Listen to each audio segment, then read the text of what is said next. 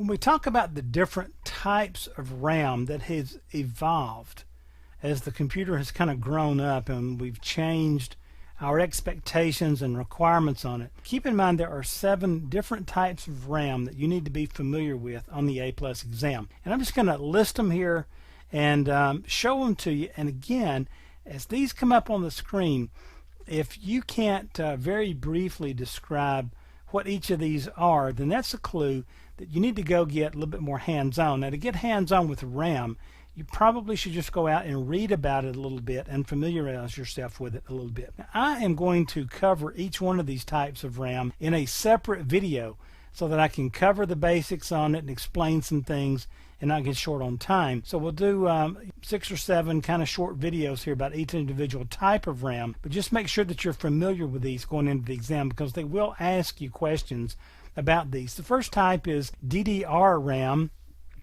and then of course DDR2, and then everybody's favorite DDR3.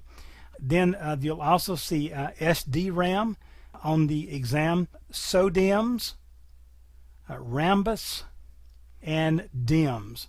And so there's your 7 types of RAM that you need to be familiar with going into this exam. Okay, again, let me stress to you, if you're not familiar with any of these and things like Rambus, and DIMMs and SODIMMs and stuff, you probably know what those are, especially the DIMMs and SODIMMs. I guarantee you know what they are.